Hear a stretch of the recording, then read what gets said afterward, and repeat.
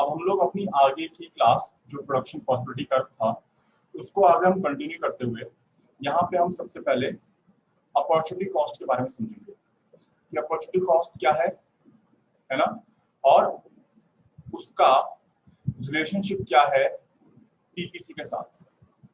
बहुत ही सिंपल सा लॉजिक है, इसको हम देखते हैं। तो अपॉर्चुनिटी कॉस्ट क्या होती है? It's a cost of availing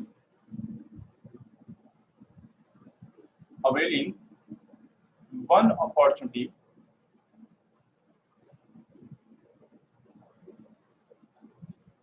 in terms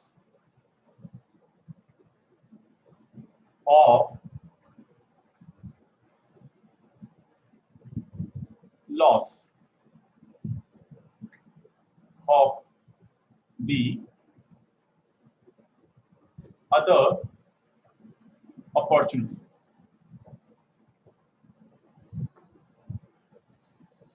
Or the value of next best alternative that has been given up. यहाँ पे जो हाईलाइटेड वर्ड्स हैं ये अवेलिंग है, लॉस को तो मैंने ऑलरेडी ब्लैक से लिख दिया, और गिवन अप। अब एक काम करते हैं, इसको समझते हैं, point to point word to word समझते हैं। तो देखो ध्यान से क्या कहता है, कहता है cost of availing one opportunity in terms of loss of the other opportunity. Means देखो बेटा, ये यहाँ पे ये कह रहा है कि आपने अगर सपोज आपके पास दो ऑप्शन है, ऑप्शन ए ऑप्शन बी, आपने कोई एक ऑप्शन को चूज किया, सपोज ऑप्शन ए को चूज कर लिया, ये तो आपने चूज कर लिया, ठीक है, लेकिन ऑप्शन बी को आपने लेट गो यानी छोड़ दिया, गिव अप कर दिया। तो इसकी जो वैल्यू है, यानी जो ऑप्शन बी है, ऑप्शन बी की value in terms of money या वैल्यू आपकी अपॉर्चुनिटी कॉस्ट है। यानी इसको एक्वायर, यानी ऑप्शन ए को एक्वायर करने के लिए या अवेल करने के लिए, टू अवेल दिस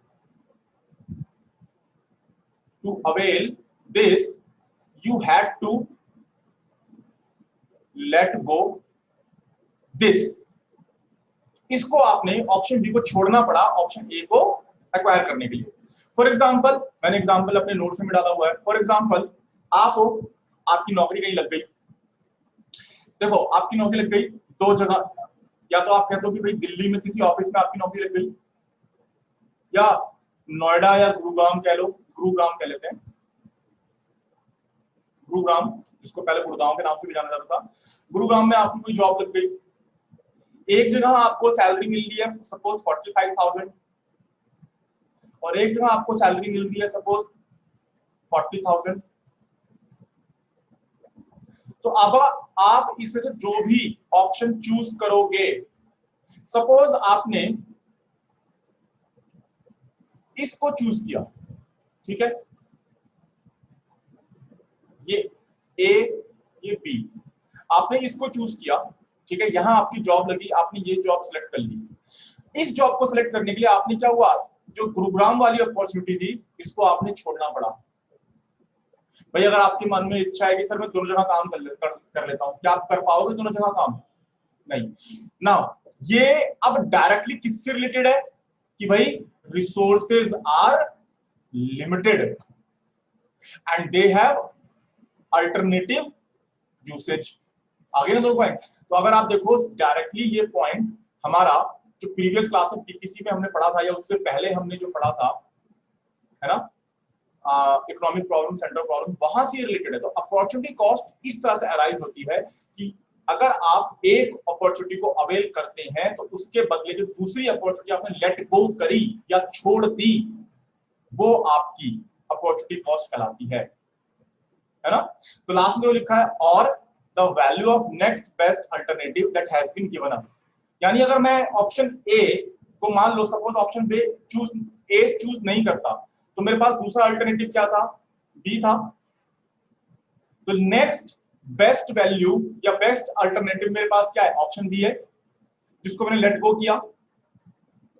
ये मेरी अपॉर्चुनिटी कॉस्ट हो गई। अब बात समझ में आ रही है अपॉर्चुनिटी कॉस्ट क्या है।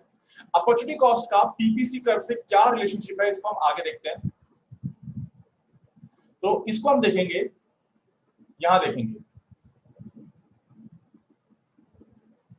Feature of PPC, production possibility curve.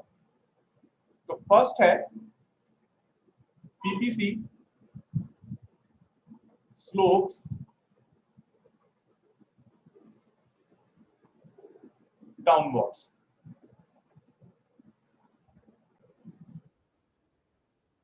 Okay, तो सबसे पहले हम कहते हैं कि PPC slopes downward why. PPC जो कर्व होता है, अगर आप इसका डायरेक्शन देखो तो कुछ इस तरह से होता है और ये नीचे की तरफ झुकता हुआ होता है। स्लोप का मतलब होता है ढलान, ठीक। उसका ढलान जो है, स्लोप है वो डाउनवर्ड है, यानी वो लेफ्ट टू राइट जा रहा है एंड स्लोप्स डाउनवर्ड, नीचे की तरफ झुकता हुआ जा रहा है। तो पीपीसी कर्व होता क्या है, पीपीसी कर्व होता है कि जो शो करता है all possible combination of goods can be produced. तो इसको शॉर्ट में लिख लेते हैं। पीपीसी क्या है, पीपीसी है शोज ऑल द पॉसिबल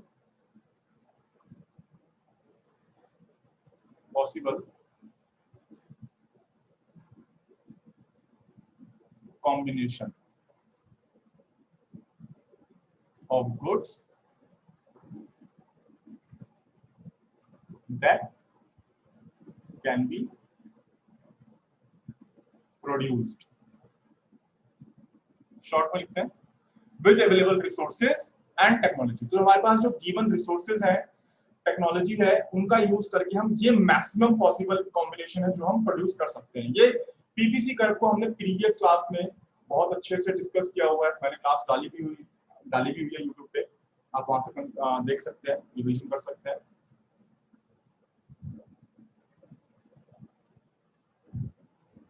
ना, अब एक बात को समझते हैं कि देखो, अगर सपोज मैं इस कॉम्बिनेशन पे अभी प्रोडक्शन कर रहा हूं, कॉम्बिनेशन ए पे, ये मेरा कॉम्बिनेशन ए है जहां पे मैं प्रोडक्शन कर रहा हूं। सपोज मैं प्रोडक्शन कर रहा हूं 4 यूनिट एक्स की और 2 यूनिट वाई की। अब मैं चाहता हूं कि भाई मैं ये प्रोडक्शन बढ़ाकर, वाई का प्रोडक्शन बढ़ाकर मैं चाहता हूं 3 हो जाए। तो आप ग्राफ के मीडियम से देखोगे कि अगर मैंने वाई की 3 प्रोडक्शन करी तो मेरी अब एक्स की प्रोडक्शन कम हो रही है। हम कह देते हैं कि 2 हो गई है, हमने रैंडम नंबर लिया ये। अब आप ध्यान से देखो कि x जो है कम हो रहा है अगर y को बढ़ाया जा रहा है। तो यहां से हम ये क्या समझते हैं कि अगर आपको एक कमोडिटी का, यानी अगर अनदर कमोडिटी का अगर प्रोडक्शन आपको इंक्रीज करना है तो you have to take away resources from the production of another goods. एक को बढ़ाना है तो दूसरे की प्रोडक्शन को घटाना पड़ेगा, क्योंकि resources are limited, they have alternative uses and unlimited human bonds. ये तीनों प्रॉब्लम कॉज है इस बात का कि रिसोर्सेज लिमिटेड है और अल्टरनेटिव यूजेस है। तो एक का प्रोडक्शन करने के लिए, एक कम्युनिटी को बढ़ाने के लिए दूसरी कम्युनिटी से रिसोर्सेज को हटाना ही पड़ेगा। ओके, तो इसको भी शॉर्ट में हम लिख लेते हैं।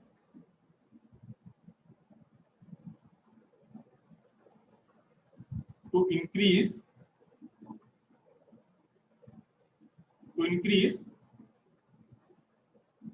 the production of one good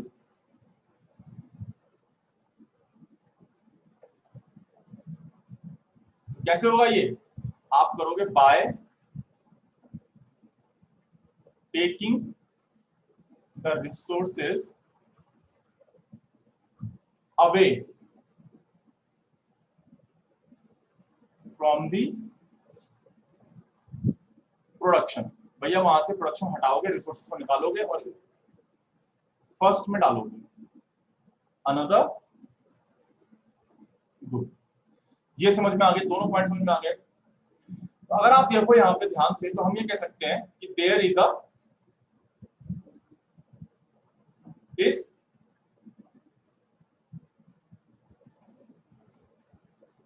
inverse relationship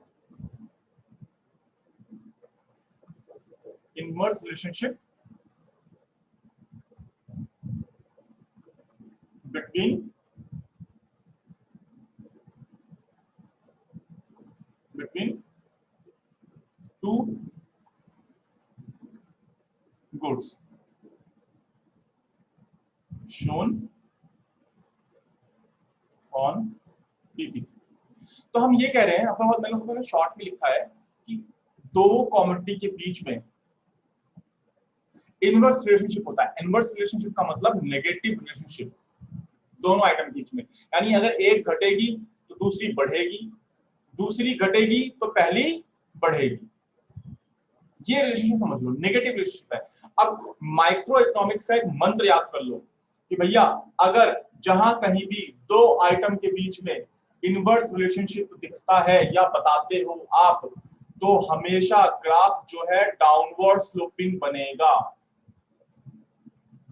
ये माइक्रो इकोनॉमिक्स का एक मंत्र समझ लो। जब तक माइक्रो इकोनॉमिक्स पढ़ रहे हो, आगे चल के और भी ग्राफ बनाने हैं, तो वहां पे ये बात समझ लेना कि अगर दो आइटम के बीच में नेगेटिव रिलेशनशिप है तो ये ग्राफ हमेशा लेफ्ट टू राइट चलेगा, डाउनवर्ड स्लोपिंग। लेफ्ट से चलोगे आप, यहां से चलोगे और नीचे की तरफ चलते चले जाओगे, ऐसे झुकते चले जाओगे। ओके, ये बात क्लियर रखना, ये माइक्रो इकोनॉमिक्स में ये रूल हमेशा फॉलो होगा। इनवर्स रिलेशनशिप है, स्लोप्स डाउनवर्ड, सिंपल लॉजिक है। यही रीजन है hence the PPC slopes downwards from left side to right side। आओ एक और इसका फीचर पढ़ते हैं। सेकंड फीचर कहता है कॉनकेव शेप। एक बार दोबारा से इस ग्राफ को बनाते हैं। अब आप देखो ध्यान से, तो जो शेप हमें नजर आ रही है, देखो ये ओरिजिन की तरफ कॉनकेव है। ओरिजिन मेरा पॉइंट ये है 0 y x, यहां पे मैं ले रहा हूं गुड x, यहां हम ले रहे हैं गुड y, ठीक है, गुड y। चलो अब अगर आप ध्यान से देखो तो इसका जो शेप है ये इस तरह से कुछ ये ऐसे है, तो इस शेप को हम क्या बोलते हैं, कनकेव बोलते हैं। कनकेव शेप है, ओरिजिन की तरफ ये कनकेव है। इसका भी रीजन है कि ये शेप आखिर ऐसी ही शेप क्यों, ऐसा क्यों, इसको समझते हैं। और इसका एक रीजन है कि आपको हर बार एक एडिशनल यूनिट को करने के लिए, यानी सपोज हम यहाँ पे हैं, ये प्रोडक्शन कर रहे हैं, y को हम बढ़ाना चाहते हैं, यहाँ आ गए, ये घटेगा, ये बढ़ेगा, वही सेम लॉजिक। यहाँ हम a पे थे, b पे आ गए। तो यहाँ पे ये कह रहा है कि हर बार आपको अगर b की एक एडिशनल यूनिट को गेन करने के लिए आपको a की हर बार एडिशनल यूनिट सैक्रिफाइस करनी पड़ेगी पिछली के मुकाबले, यानी प्रीवियस जो आपने सैक्रिफाइस किया है उसके मुकाबले आपको ना ज्यादा सैक्रिफाइस करना पड़ेगा। इसको हम अपनी टेबल समझ सकते हैं। हमने टेबल लास्ट क्लास में देखी थी, इस टेबल को दोबारा देख लेते हैं। यहाँ पे ध्यान से समझना कि मैं क्या कह रहा हूं। मैंने कहा हर बार आपको एडिशनल यूनिट बढ़ाने के लिए पिछले के मुकाबले आपको ज्यादा यूनिट सैक्रिफाइस करनी पड़ेगी। इस बात को समझते हैं यहां पे।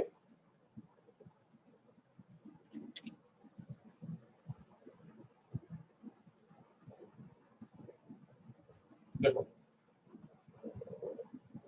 देखो ध्यान से, मेरे पास गुड एक्स 0 था, तो मेरे पास गुड वाई 20 था, यानी ये मेरा एक्सट्रीम पॉइंट था जहां पे मैं गुड वाई की सारे अपने इकोनॉमी के सारे रिसोर्सेज को यूज करके मैं 20 यूनिट बना रहा था, और गुड एक्स के 0। तो इसका मतलब इकोनॉमी के सारे रिसोर्सेज मैंने गुड वाई में लगा रखे हैं। नाउ आई वांट कि मैं गुड एक्स की एक एक्स्ट्रा यूनिट बनाऊं। तो एक्स्ट्रा यूनिट बढ़ाने के लिए अब मुझे क्या करना होगा, मुझे रिसोर्स निकाल के गुड वाई से गुड एक्स में ट्रांसफर करने होंगे। तो मैंने वो काम किया।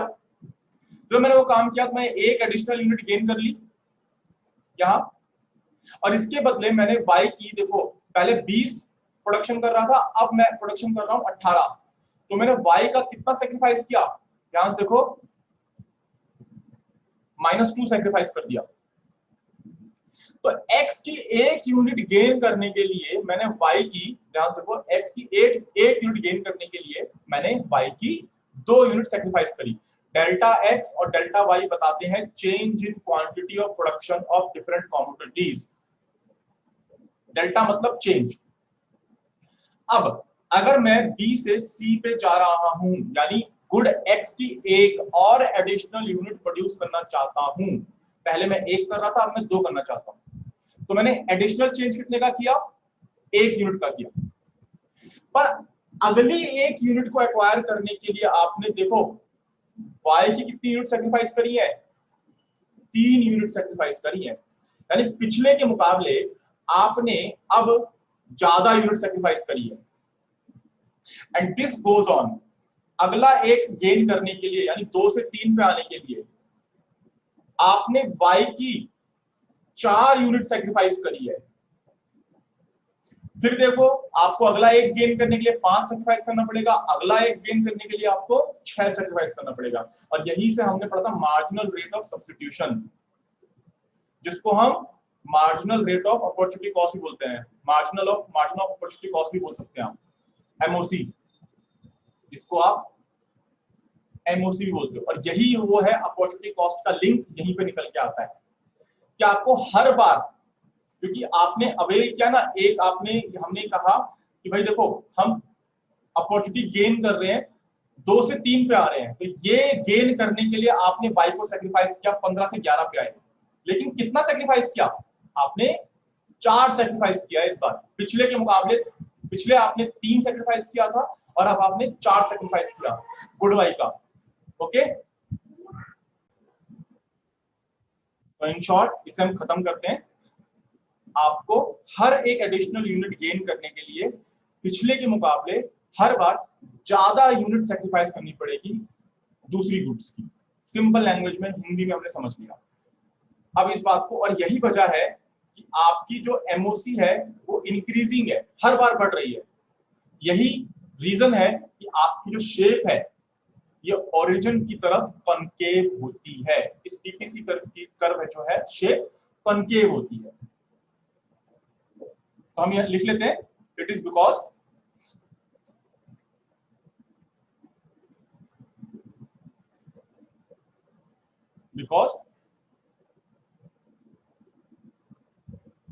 produce each additional unit of good X more units of good Y will have to be sacrificed.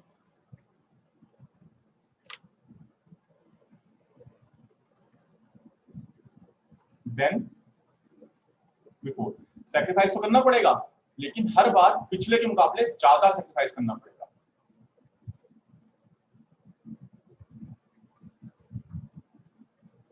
तो इसलिए हम कह रहे हैं यहाँ पे कि जो हमारी अपॉर्चुनिटी कॉस्ट है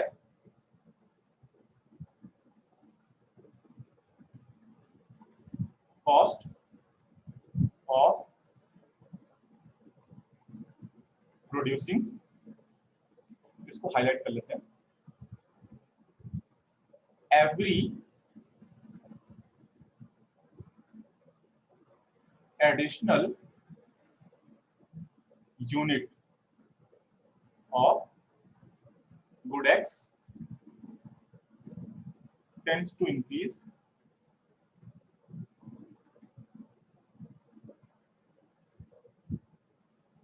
in terms of the loss of production or good Y। Good x की एक एडिशनल यूनिट को बढ़ाने के लिए आपकी जो गुड वाई का जो लॉस है वो बढ़ता चला जाएगा, हर बार आपको ज्यादा सैक्रिफाइस करना पड़ेगा।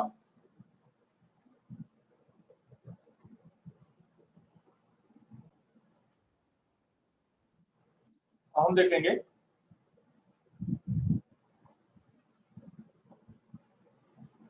मार्जिनल रेट ऑफ ट्रांसफॉर्मेशन, या फिर इसी पे डिपेंड करता है हमारा स्लोप ऑफ पीपीसी। तो हम इसको पढ़ देंगे स्लोप ऑफ दी पीपीसी या पीपीएफ, प्रोडक्शन पॉसिबिलिटी कर्व और प्रोडक्शन पॉसिबिलिटी फ्रंटियर। पहले इसकी मीनिंग लिख लेते हैं।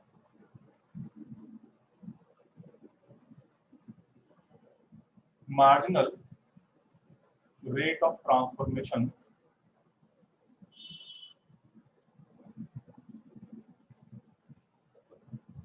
is the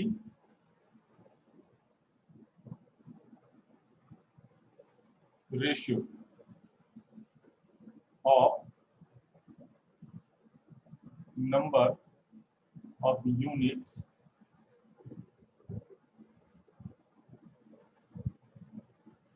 sacrificed to gain an additional unit of another good। Okay, जैसे हमने पीछे डिस्कस किया था कि ये रेशियो को रिप्रेजेंट करता है दो कॉमोडिटी का, कि एक को गेन करने के लिए आपने दूसरे का कितना सैक्रिफाइस किया, दूसरी यूनिट का कितना सैक्रिफाइस किया। और इसको हम एक फॉर्मूले से भी समझ सकते हैं और बहुत अच्छे से समझना। देखो इसका फॉर्मूला जो होता है वो delta Y upon delta X होता है। पर यहाँ से ना जो हमारी पिक्चर है ना वो क्लियर नहीं होती कि सर डेल्टा वाई क्या है, डेल्टा एक्स है, किसको गेन कर रहे हैं, किसको सैक्रिफाइस कर रहे हैं। कैसे समझना कि जो आप सैक्रिफाइस कर रहे हो वो हमेशा ऊपर रहेगा। ध्यान रखना, जो भी, चाहे वो आप एक्स सैक्रिफाइस कर रहे हो चाहे वाई सैक्रिफाइस कर रहे हो, जो सैक्रिफाइस कर रहे हो वो ऊपर रहेगा। यानी अमाउंट ऑफ, अभी फिलहाल हमने वाई को ऊपर रखा है, तो amount of good Y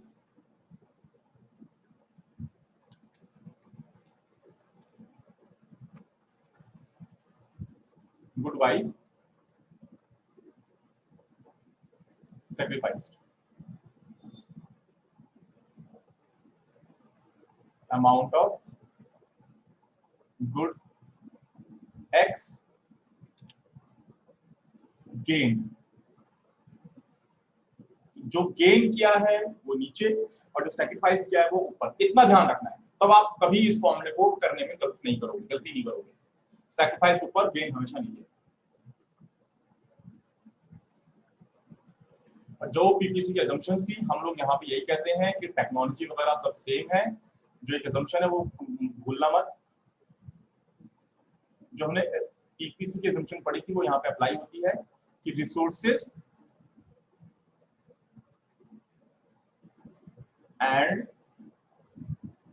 technology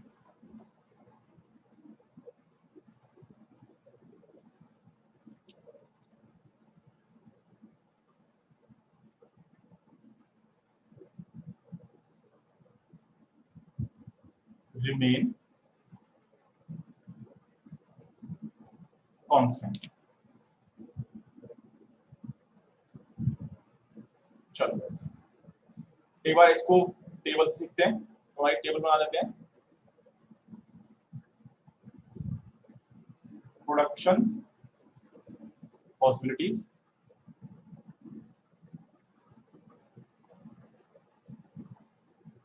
ये है गुड एक्स और ये है गुड वाई, और यहां हम निकाल लेंगे एमआरटी। एमआरटी कैसे निकलता है? Delta Y upon delta X. तो आपको क्या चाहिए होगा? डेल्टा एक्स चाहिए होगा और डेल्टा वाई चाहिए होगा।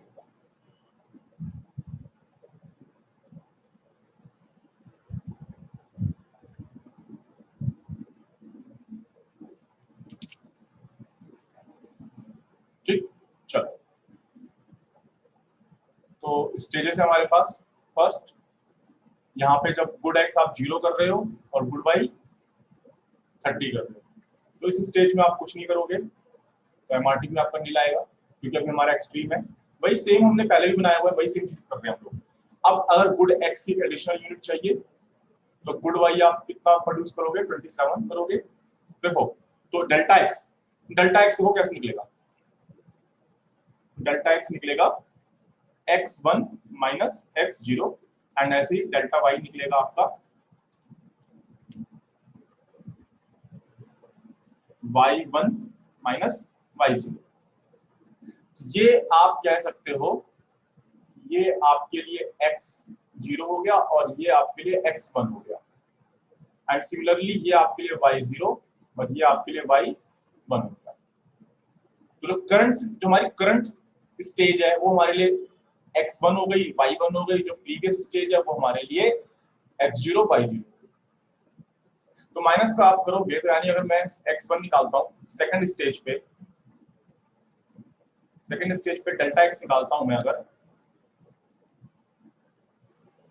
तो x1 मेरा 1 है और ये मेरा 0 हो गया, तो 1 आ गया, डेल्टा x मेरा 1 आ गया। सिमिलरली मैं अगर सेकंड स्टेज पे डेल्टा y निकालता हूं, तो मेरे पास 27 y1 और 30 मेरा क्या है?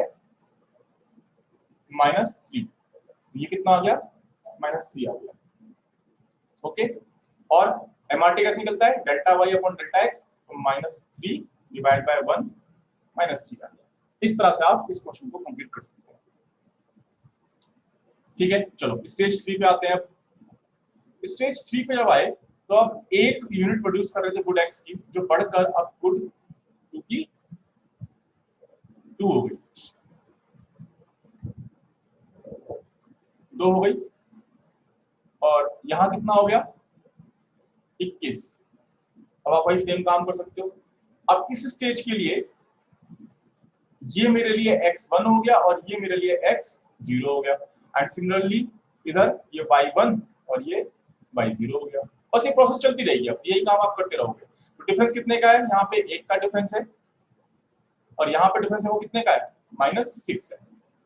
अब अगर आप ध्यान से देखो तो पहले एक एडिशनल यूनिट को गेन करने के लिए आपने सिर्फ 3 यूनिट का सैक्रिफाइस किया था y की, लेकिन अब अगली एक यूनिट को गेन करने के लिए आपको y की 6 यूनिट का सैक्रिफाइस करना पड़ा। तो हम ये कह सकते हैं MOC या फिर MRT हमारी बढ़ रही है। पिछली बार के मुकाबले मुझे हर बार ज्यादा सैक्रिफाइस करना होगा। मार्जिनल अपॉर्चुनिटी कॉस्ट मेरी इंक्रीजिंग है यहाँ पे, हो गया। तो ये -6 डिवाइड 1 -6 आ गया। इस तरह से आप काम कर सकते हो। आप चाहो तो खुद कंटिन्यू करोगे, मैं टेबल जो है थोड़ी सी लिखता हूँ। ये 3, ये 4, ये 12 और 0 आ गया काम, आप खुद कर लेना।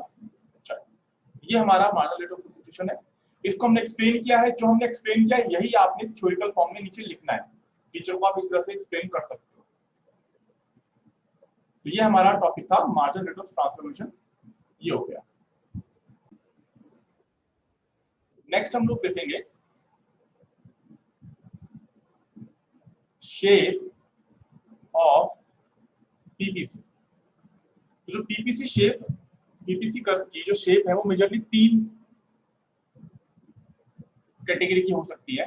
अच्छा, एक बात जरूर ध्यान रखना, जो पीपीसी कर्व की जो शेप होती है ना, वो बेस्ड होती है अपॉर्चुनिटी कॉस्ट पे। ये कभी मत भूलना भाई, इसीलिए अपॉर्चुनिटी कॉस्ट हम लोगों ने पढ़ी है।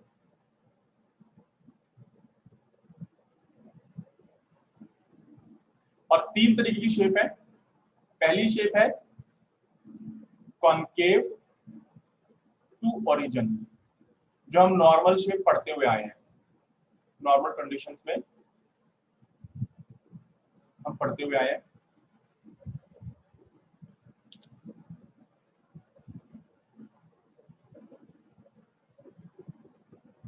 जो हमने शेप बनाई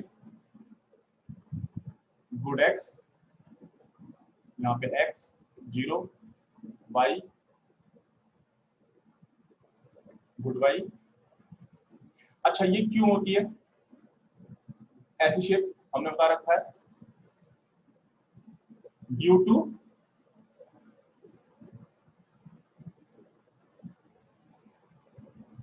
increasing opportunity cost.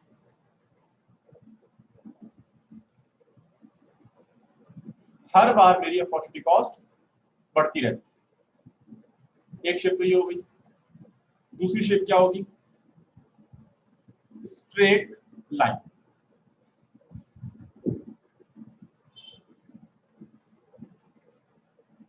Straight line होगी।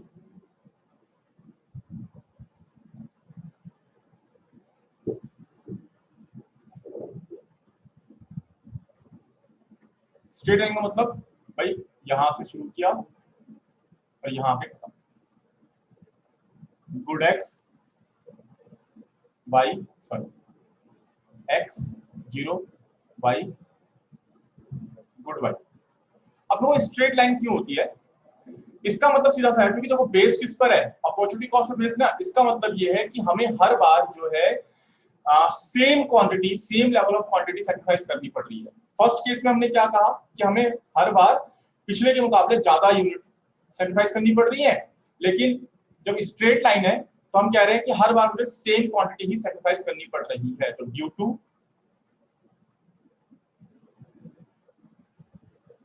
कांस्टेंट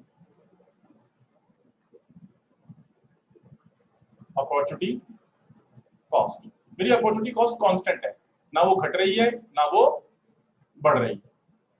थर्ड शेप देखो, थर्ड शेप है convex to origin.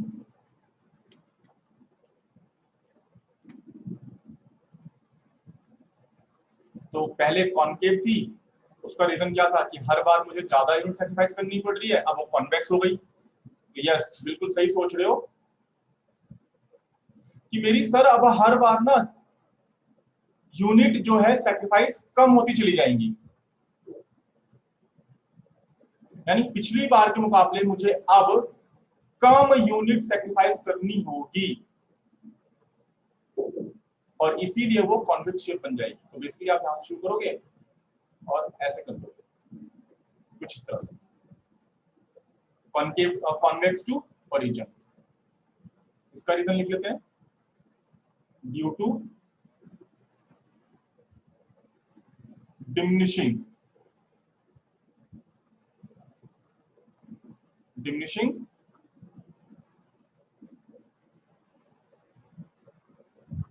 Opportunity cost. तो फर्स्ट वाले केस में इंक्रीजिंग था तो कॉनकेव शेप थी, अपॉर्चुनिटी कॉस्ट डिमिनिशिंग है तो कॉन्वेक्स शेप बन गई। चलो